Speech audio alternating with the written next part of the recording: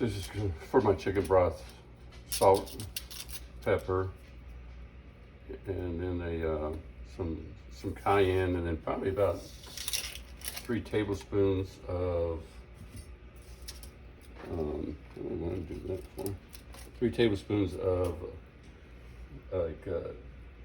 Cajun seasoning, and then want to have 2 onions, and probably about 4 or 5 stalks of celery,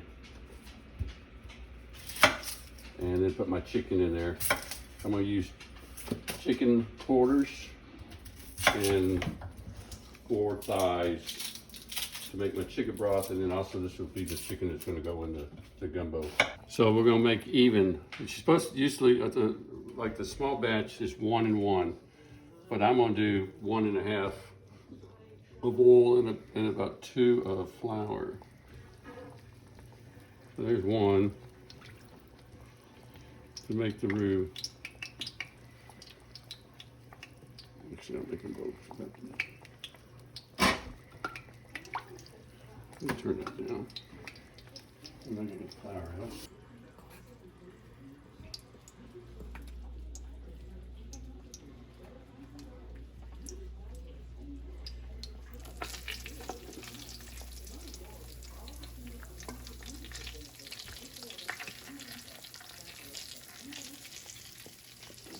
So I'm doubling the roux because we got double the recipe.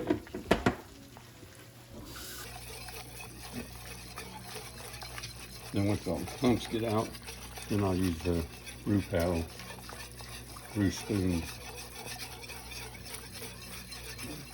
Taking this out, the chicken out to cool. I get the chicken skin off, throw that away. Once it's cool, I'll debone it. That will go into, once I take the chicken broth, the broth, and put in, after we finish the roux and the vegetables, it will go into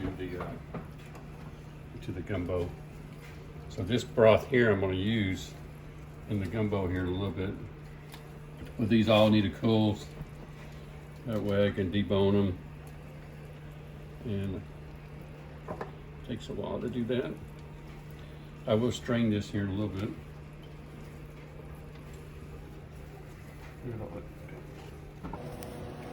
Okay, so the roux is like a Hershey chocolate color.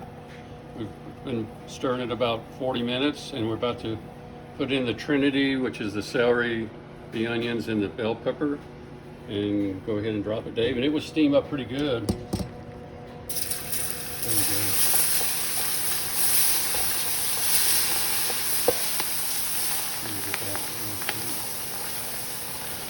Okay, a little more. Do a little bit at a time. So you don't want to break your roux if it's too cool. If your vegetables got cooled down, I have sauteed those vegetables. Okay. There you go. Good job. And basically, we're going to tenderize them a little bit more. Go ahead.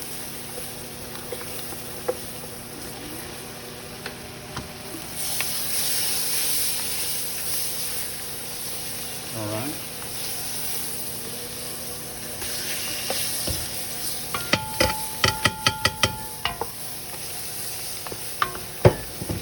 And the garlic, and you can put that in too.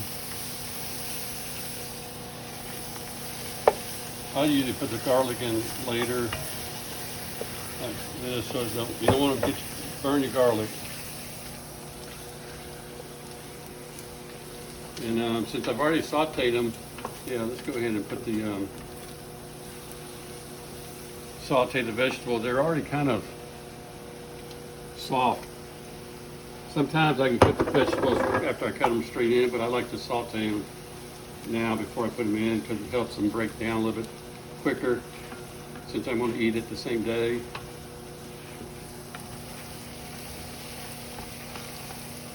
Okay, now we're going to do the okra a little bit at a time.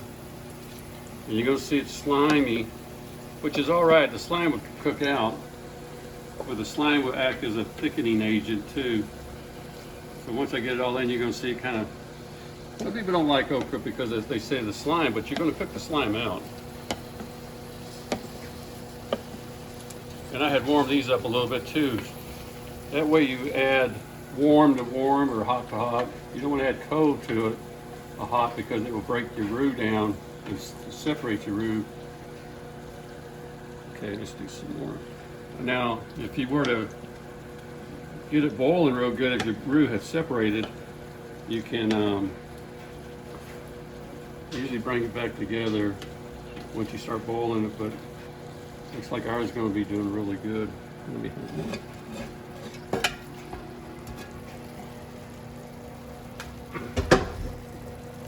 So now we'll keep cooking it like this until the slime goes away. So you kind of have that slimy look.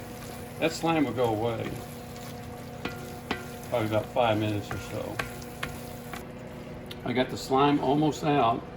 And then what I'm going to do is I'm going to put in about a cup at a time and keep stirring so it doesn't break the roux. Now, if it was not very spicy, the spices is probably all settled at the bottom. Since this one's a little spicy, I'm not going to get it all the way to the bottom. I'm going to do a little bit at a time and not stir it. And then if I need spices, I can add it. Otherwise, if it's over spiced, it's hard to not. But I could add more water later.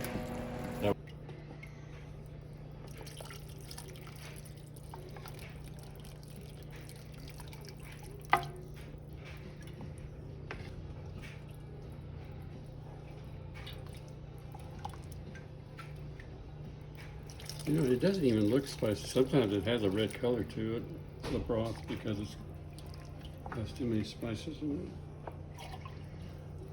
Too much spices.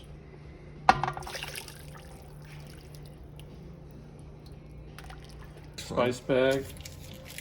Got bay leaves in the spice bag, and these are just a couple of extra chicken broth cubes for flavor. And we'll take the bay leaves out just before we serve.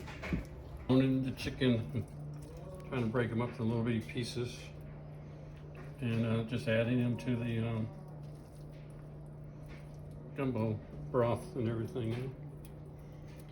Some of these I'm gonna have to cut with the knife just to get them into little pieces.